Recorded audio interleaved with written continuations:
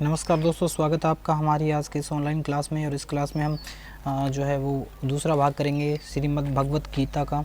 और पहले भाग में हमने जो है गीता के बारे में जो महत्वपूर्ण बात, इनके बेसिक जो चीज़ें थी वो हमने की। पांडवों के शंखों के नाम जो थे वो उसको हमने डिस्कस किए। इसके बाद में हमने जो है गीता में श्लोक संख्या और महत्वपूर्ण जो अध्याय हैं उनके नाम हैं वो हमने किए थे। और उसके बाद में जो है कौरव और पांडव पक्ष के जो योद्धा हैं उन योद्धाओं के बारे में हमने जो कुछ बातें डिस्कस करी थी। और आज हम करने वाले हैं, आगे बढ़ेंगे दूसरे भाग में। और आज के इस भाग में हम जो है वो क्या लेकर आए हैं, चलिए शुरू करते हैं बिना टाइम को ख़राब किए हुए।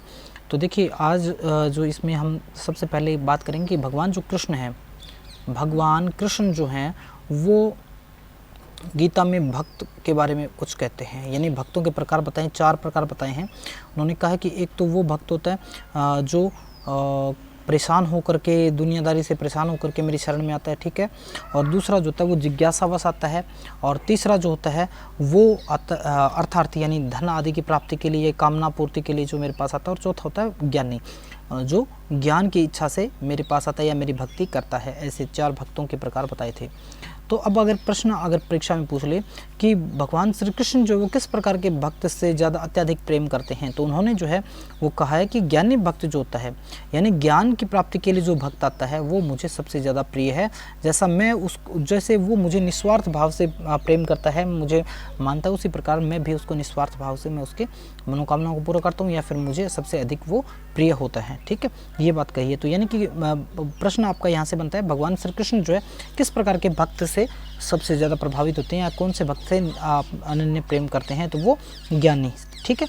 अच्छा, इसके बाद में एक श्लोक आया है, यदा यदा ही धर्मस्य ग्लानिर्भवति भारत, है ना, ये श्लोक है। तो ये तो सभी आप जानते हैं, लेकिन महत्वपूर्ण बात ये है कि ये श्लोक के बारे में कुछ, इसके बारे में जो है वो बातें पूछ लेता है। जैसे यह एक तो पहला तो ये कौन से अध्याय में है, तो ध्यान रहिए चतुर्थ अध्याय में। कौन से अध्याय में?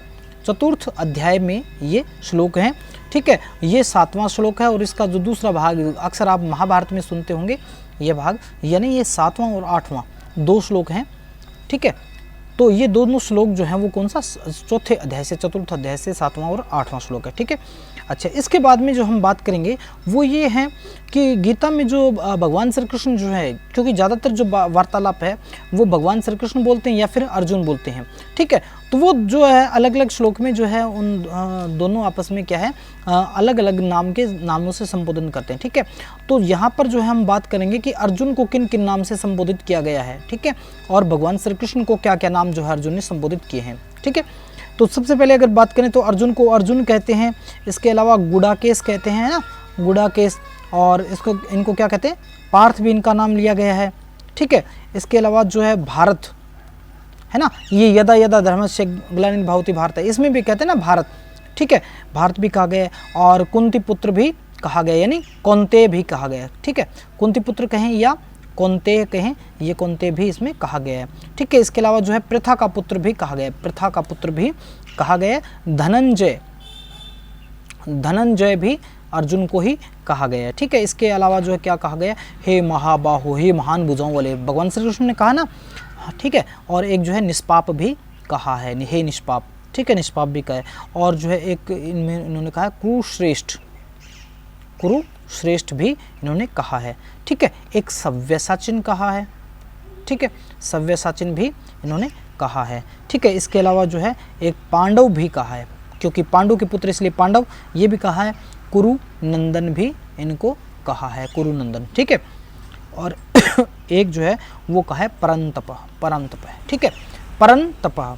ये जो नाम है वो किसके हैं, ये गुडाकेश के। तो देखिए क्रॉस क्वेश्चन पूछे जा सकते हैं, गुडाकेश किसको कहा है, ठीक है, प्रथापुत्र किसको कहा गया है, प्रथापुत्र कौन है, निष्पाप किसे कहा गया है, कुरुश्रेष्ठ किसे कहा गया है, सव्यसाचिन किसका नाम है, ठीक है। इस प्रकार से प्रश्न पूछे जा सकते हैं। तो ये अर्जुन के सभी नाम जो है वो अर्जुन के हैं, ठीक है। चलिए आगे बढ़ते हैं। अब जो बात करेंगे भगवान श्री कृष्ण जो है, भगवान जो कृष्ण है, इनको जो अर्जुन ने किन किन नामों से जो है वो कहा है। तो इनको क्या कहा है, एक तो ऋषिकेश कहा है, ठीक है, ऋषिकेश के नाम से जो संबोधित किया है, केशव के नाम से संबोधित किया है, ठीक है। इसके अलावा अगर बात करें तो मधुसूदन भी कहा है, हे मधुसूदन, है ना, कहते हैं ना, आप जब आप महाभारत देखते हैं तो उसमें भी कहते हैं, ठीक है। और जनार्दन भी कहा है, ठीक है। माधव कहा है, ठीक है। इसके अलावा जो है अरिसुदन भी एक नाम है इनका, इनको यहाँ महाभारत में क्या है, अरिसुदन भी कहा गया है, अरिसुदन, ठीक है। इसके अलावा गोविंद कहा है, ठीक है ना। और इसके अलावा अगर बात करें तो जगत स्वामी कहा है, जगत स्वामी, जगत स्वामी कहा है। पुरुषोत्तम कहा है, ठीक है, पुरुषोत्तम भी कहा है, ठीक है। इसके अलावा क्या है, आदिदेव, आदिदेव भी इनका भगवान श्री कृष्ण को कहा है। विश्वरूप है ना, विश्वरूप भी किसको कहा है, भगवान श्री कृष्ण को कहा है। सहस्त्रबाहु, सहस्त्रबाहु, सहस्त्रबाहु भी किसको कहा गया है, तो अर्जुन ने कहा है, किसको, भगवान श्री कृष्ण को कहा है। परमेश्वर भी कहा है, परमेश्वर, ठीक है, परमेश्वर भी कहा है। महायोगेश्वर भी कहा है ना, महान योगी का है, महायोगेश्वर, योगियों के जो ईश्वर हैं ऐसे भगवान शिव कृष्ण। देवादेव कहा है, ठीक है, देवों के देव, ठीक है। अच्युत भी कहा है, ठीक है। इसके अलावा जो है, हाँ, इसके अलावा कहा है और क्या कहा है इसमें, और कृष्ण तो खैर है ही नाम, ये तो इसको इनको कहा ही गया। तो ये मुख्य मुख्य नाम है जो कि गीता में इनको इनकी इन नामों से बुलाए गए हैं, ठीक है। चलिए ये आप स्क्रीनशॉट ले लीजिए, आगे बढ़ते हैं। इसके अलावा जो है क्या कहा है, इसके बारे में गीता में जो है आत्मा के विषय में बातचीत हुई है, ठीक है। तो आत्मा की जो है कुछ विशेषताएं बताई गई हैं, आत्मा की विशेषताएं बताई हैं, किस में बताई है, जो दूसरा अध्याय है, दूसरा अध्याय, दूसरे अध्याय में 24, 25 और 30 नंबर श्लोक, जो 24, 25, 30 नंबर श्लोक हैं, इन श्लोकों में क्या है, गीता आत्मा की जो विशेषताएं बताई गई। क्या कहा गया, एक तो कहा गया अछेद्य, यानी इनको छेद नहीं सकते, ठीक है। अदाह्य, अदाह्य यानी इसका दहन नहीं कर सकते। अक्लेद्य, अक्लेद्य यानी इसको सुखा नहीं सकते। अक्लेद्य इसको भुगो नहीं सकते। ऐसोसे यानी इसको सुखा नहीं सकते।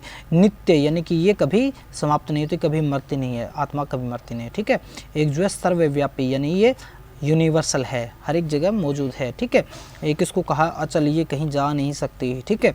इसको स्थिर भी कहा है, ठीक है। इसको सनातन भी कहा है, किसको कहा है, आत्मा को कहा है। और अव्यक्त यानी कि आत्मा को हम व्यक्त भी नहीं कर सकते कि क्या है, ठीक है। अचिंत्य यानी कि आत्मा को सोच भी नहीं सकते क्या है, अचिंत्य भी कहा है, ठीक है। इसके अलावा क्या कहा है, इसको विकार रहित भी कहा गया है। विकार रहित यानी इसमें कोई विकार नहीं आता, विकार अर्थात परिवर्तन नहीं आता, ठीक है। इसी प्रकार अवध्य भी कहा, यानी इसका वध नहीं किया जा सकता। ये जो है वो आत्मा की किस अध्याय में, ये प्रश्न भी पूछा जा सकता है कि किस अध्याय में आत्मा के विभिन्न विशेषताओं का वर्णन किया गया है, या आत्मा के बारे में विशेषताएं किस अध्याय में बताई गई। तो अध्याय, दूसरा अध्याय उसका 24वां, 25वां और 30वां श्लोक जो है इसमें आत्मा के विषय में विचार किया गया है। चलिए आगे बढ़ते हैं। अब देखिए इन्होंने जो प्रमुख योग बताए हैं, भगवान श्री कृष्ण ने प्रमुख योग बताए हैं, और वो प्रमुख योग कौन कौन से हैं, तो वो 3 योग बताए हैं इन्होंने। एक तो बताया है कर्म योग, है ना, कर्म योग बताया है। दूसरा इन्होंने ज्ञान योग बताया है, और तीसरा जो इन्होंने कौन सा बताया, भक्ति योग, ठीक है। और ये जो गीता है इसके अनुसार क्या है कि हमें कर्म करते रहना चाहिए, यानी कि भगवान श्री कृष्ण कहते कि हे अर्जुन तू कर्म करता रहे, कर्म कर, तो जो है वो अकर्म में विश्वास मत कर, या अकर्म जो है उसके बहाने मत लगना कि तुम बिल्कुल कर्म करे ही नहीं, यानी फल की चिंता, फल में तुम्हारा जो अधिकार नहीं है, परंतु इसका अर्थ ये नहीं कि तुम कर्म ही ना करो। इसलिए तुम कर्म करो और फल जो है, फल की चिंता छोड़ दो, फल जो है वो ईश्वर को देना है या मुझे देना है, ठीक है। अच्छा, इसके बारे में पूछा जाता है कि योग किसे कहा गया है, योग की बात आती ना, तो ये 3 योग बताए, तो योग किसको कहा है, गीता के अनुसार योग किसको कहा है, तो कहा है समत्वम योगम, है ना, समत्वम योग उच्यते, योगम नहीं सॉरी योग, समत्वम योग उच्यते। तो समता को, समानता को, समता को क्या कहा गया है, समता को ही क्या कहा है, योग कहा है, ठीक है। अच्छा, दूसरा बताया है कि योगियों की निष्ठा किस में होती है, योगी जन की निष्ठा किस में होती है, ये इसके बारे में भी विचार किया गया है, ठीक है। तो इसके बारे में आया है क्या है, कर्म योगेन योगी नाम, कर्म योगेन योगी नाम, अर्थात जो योगी हैं उनका जो कर्म क्या है, कर्म में ही उनकी निष्ठा होती है।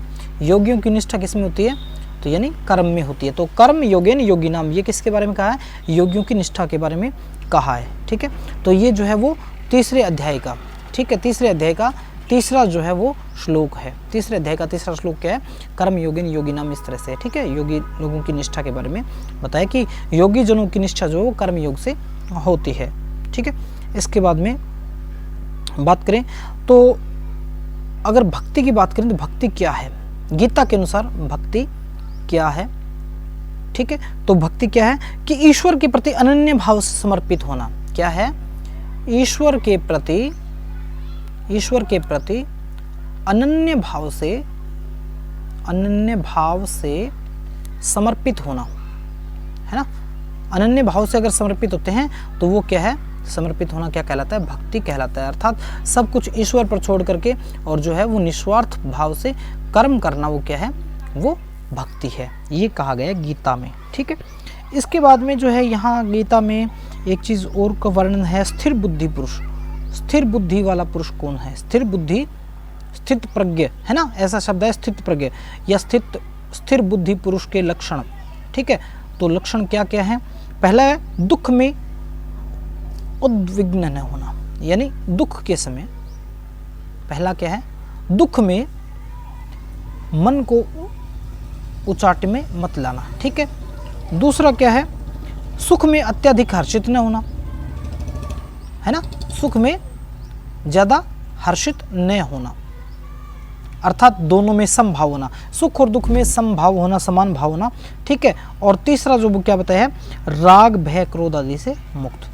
राग भय और क्रोध, इनसे क्या है, इनसे मुक्त होना क्या है, वो क्या है, ये अगर ये गुण है, यानी कि सुख में कोई व्यक्ति जो है वो उद्वेलित नहीं होता, दुख में कोई व्यक्ति उद्वेलित नहीं होता, सुख में अत्यधिक ज़्यादा हर्षित नहीं होता, और राग भय क्रोध आदि इन सब से मुक्त है, तो उस क्या कह सकते हैं, उस व्यक्ति को हम कह सकते हैं स्थिर बुद्धि पुरुष। ठीक है, उम्मीद है आपको ये चीज़ें समझ में आई होंगी। और ये हमारा दूसरा भाग था। पहला भाग अगर नहीं देखा तो हमारे चैनल में जाकर के आप देख सकते हैं, और बाकी का जो पार्ट है वो हम तीसरे भाग में करेंगे। और एग्ज़ाम की दृष्टि से काफ़ी महत्वपूर्ण क्वेश्चन जो होते हैं वही हम कर रहे हैं। तो उम्मीद है ये चीज़ें पसंद आई होगी आपको। वीडियो को लाइक ज़रूर करें और चैनल को सब्सक्राइब करके अपने दोस्तों के साथ शेयर करना न भूलें।